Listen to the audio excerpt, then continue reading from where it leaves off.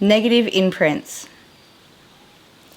Negative imprints are old negative thought forms or old negative programs that are no longer a solid thought form or program.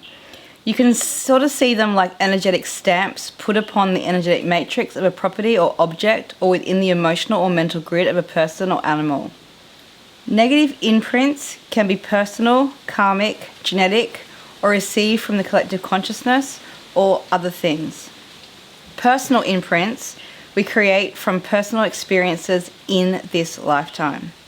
Karmic imprints are carried forward from a past life.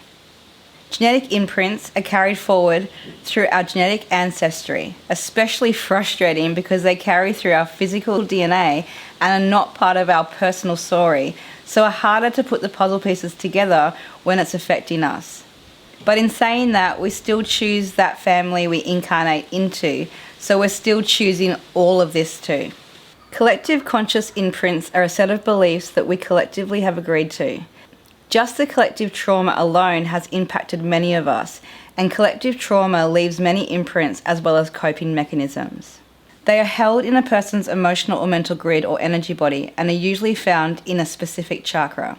So the old thought form or program has lost power and is now operating slightly as an energetic stamp in the background of a person's or property's energetic matrix, or anything else, including objects, animals, places, and even ideas, hold an energetic matrix, and these energetic stamps can be found on any of them. So energetic imprints can be literally found even around ideas. Because they're operating in the background, if something happens that creates the object, property, or person to hold some resonance to that imprint that they are exposed to, then it can create that imprint to become active again and take form as an active negative thought form or program because it was given power. For example, if I picked up something in a second-hand shop and it held a negative imprint of grief because it belonged to someone who passed and the mother has been hanging on to it for years in memory of her child and now has decided to let go of it as she was holding on to too much. Now, if I go into that second-hand shop and I pick up that object, I might feel consciously or unconsciously that it feels heavy and sad and put it down straight away. This would be my response if I held no resonance to the imprint. But if I felt the imprint consciously or unconsciously, and instead of being repelled, I felt drawn, then I hold a resonance to that imprint. I might hold the same sad vibration within my energetic matrix because I lost my dogs weeks ago, or just watched a really sad movie that day, and I'm still carrying the vibration of the movie within me. And this happens a lot when we watch movies. If I hold a strong resonance to the object and take it home and then give it lots of energy, then I could allow that negative thought form or program to reactivate, and it no longer is just an imprint anymore, and I will then be affected by that thought form or program that wasn't even truly mine. So this is another thing I find really fascinating. So like I just gave the example of, if I go into a second-hand shop and I pick up an object and that object belonged to, just say, a person who had died, and the mother of that person who had died had all this stuff and was holding on to it and had all this like sad memories and just holding on, and then decided to finally, let go and give stuff away. And say I come across this particular thing that, just say it's a guitar, and I see this guitar in a second-hand shop that I really wanted, and I look at it and I go, wow, and I pick it up. And if I pick it up, don't forget we're always scanning things, always. So if I pick it up and, it's holding a really sad, heavy vibration of grief, if I hold no resonance to grief, I will want to put that thing down. I just won't want it. I just won't feel like it's mine, and I won't feel like I want it. But if, like I said, if I'd lost someone recently, or I had lost my dog recently, or if I'd just watched a sad movie and was still holding that sadness, even from the movie, in my energetic vibration, then when I picked up that thing and felt unconsciously or consciously felt the heaviness and the grief behind it. If there's resonance in my energy body, it will actually, it will feel like, oh, this is meant for me. This is, I want this. There'll be resonance to it. There'll be like a bond with it. Now, if just say I buy the guitar and I take it home and I just I'm holding it and I'm playing with it and I'm feeling the emotional connection with the actual imprint of the guitar, which is grief. And because I hold that imprint in my system, I start to bond with that grief, and I kind of feed it and identify with it and start to have a relationship with that imprint. What can happen is all of a sudden, I'm feeding the grief energy, and that imprint can have enough energetic spark to then no longer become an imprint and actually step back up into the negative thought form or the negative program. It will actually bring it back to life. So sometimes imprints that haven't been charged, like a thought form or a program that hasn't been charged, will then lose power and become an imprint.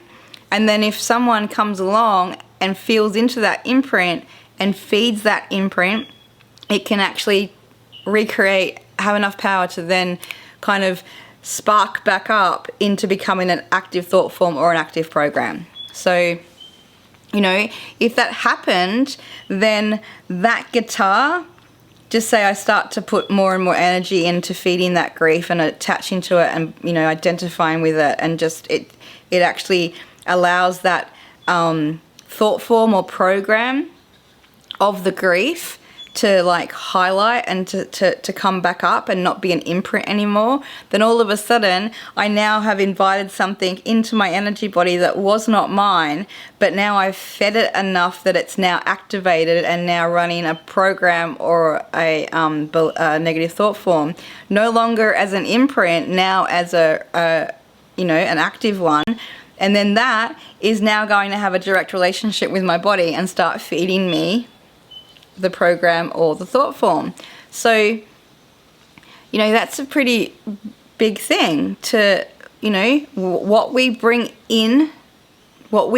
into our space and our lives, we end up having an energetic relationship with it. So this is why people who have a lot of stuff in their house and a lot of they just, hold on to everything, the amount of chaos that stuff is actually creating in that person's energy body is enormous. That is a direct reflection of someone's inner world as well. If someone has a lot of stuff in their house and it's just they don't let go of stuff, that gives you a direct, look on their inner world. It means they're not cleaning up their stuff, they don't let go, and they hold on to their shit. That's kind of, that's the reflection. So having so much stuff means you are literally being influenced by a lot of things. This is why it's so important to have a clear space with only things you love or you use. Otherwise, your stuff needs your energy to survive. If it's not made with love or given lots of attention to hold its form in a third dimensional form, then it needs to collect vital force energy from around itself. So our stuff can become parasitic energetically too. So simplifying your stuff and only having what you really love or what you really need and what you use in your space is giving you energy and not taking energy from you. And you're not getting influenced by so much stuff. Now, this is a really important thing just to touch on. Like I said, having a lot of stuff means we're being influenced by a lot of things. And the reason that's true is if something is made from hand, like if a potter makes a handmade bowl, and they've made it with love and vital force energy. They're creator. They've created this thing into form. So you go and you buy this beautiful handmade bowl that's made with vital force energy. and you bring it back to your home. That handmade creation has a life force because it's made with vital force energy. It's been made with vital force energy, so it actually animates vital force energy. So you bring that into your home, and if it's made with love, that bowl you bring into your home is now putting love out into the grid. So you pick up on it and it influences you and your home. Now, if we go and buy just say we go and buy a different bowl, and that bowl's mass produced in China, has no vital force energy in it, and we bring that home, there's a dead object. It's dead. It has no vital force energy in it. It was made from a machine that has the machine that made it has no vital force energy.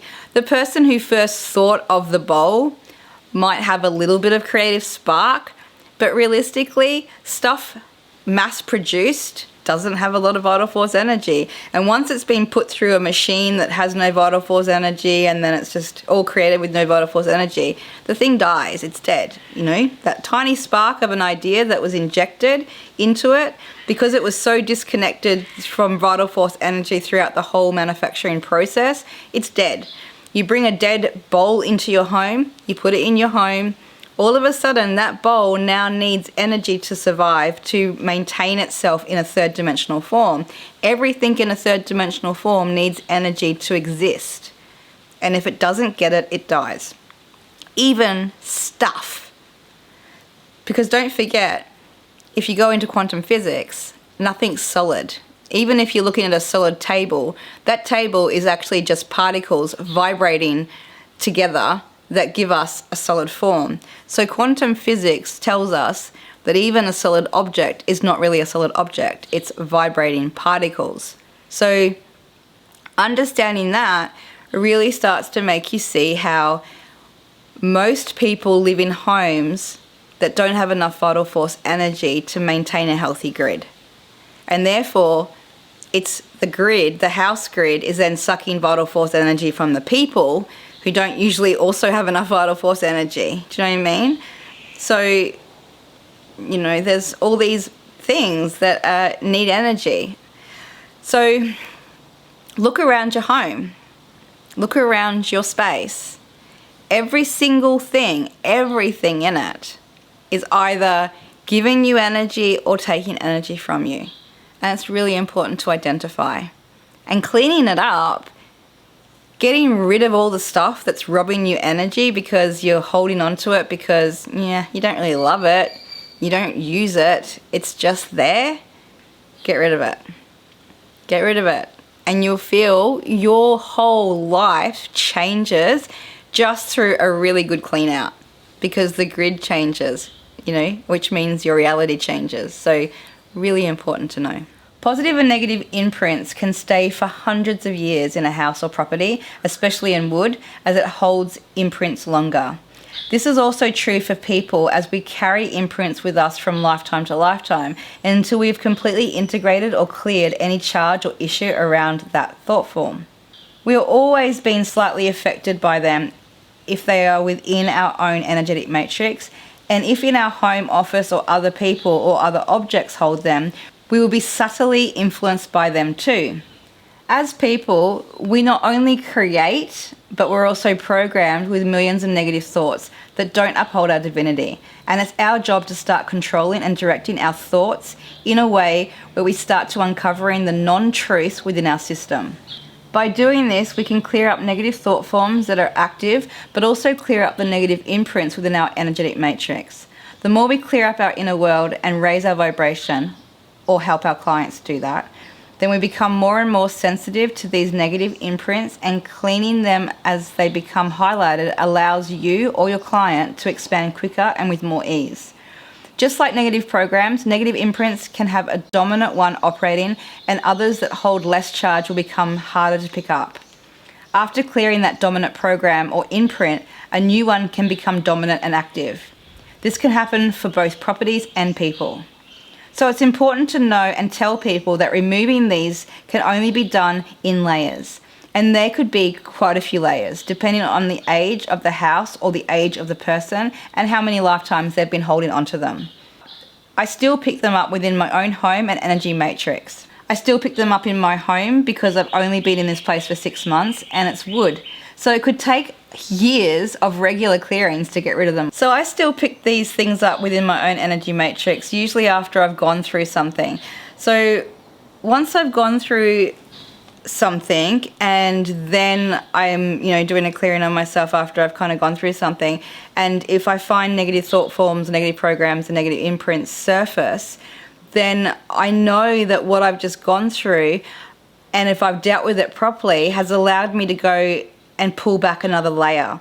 And then what I find quite normally happens is if I've gone through something and then I've actually dealt with it properly and shifted myself into dealing with it properly, what I normally find after that is, I'll find negative imprints and stuff coming up to be cleared because I've navigated through that situation properly and let go and done the proper work around it, which has loosened up stuff to come up to be cleared. So I usually find that, when I've gone through something challenging or something's come up to be looked at or been sparked within my own world or energy body, as long as I navigate it properly and I actually do the shadow work around it, then what happens naturally is, I'll be clearing. I do clearings on myself every day. So, I find that that's when I'll find a negative imprint come up, and it will always correlate to what I've just moved through. So it's like an uncovering. So that's really normal and natural to happen for you or your clients when they're working through an issue and they're doing the shadow work. Usually that's the time where these things will, start to present themselves to be cleared because you've done the shadow work to uncover them to come up. So, I've been clearing myself like the way I'm about to show you. I've been clearing myself like this for at least 7 years. And like I keep saying, we have a whole universe inside of us. So there's heaps to uncover with each step forward, as each step forward allows another layer to be discovered. What I found in those first 7 years when I first started clearing myself really, well every day, I found that I was clearing negative imprints all the time. There was always, negative imprints to be cleared. And I think the first 2 years, it was quite regularly kind of finding negative imprints. After that, it started to slow down, and now it basically only comes up, like I said, after I've done some big shadow work. Then that's usually when I'll find these things coming up to be cleared. So another thing you can't go looking for but will show up when you are peeling back layers or something's triggered them to be highlighted and active so you can pick them up. Now, some of the attaching mechanisms. There is no attaching mechanisms as we are designed to interact and read energy, even if it's unconscious. We can't stop doing this. We're doing it all the time. The issue is that we've forgotten how to weed our inner garden, and it becomes so full of weeds that we've created an unharmonic inner world, so we can't even tell what's ours and what's not.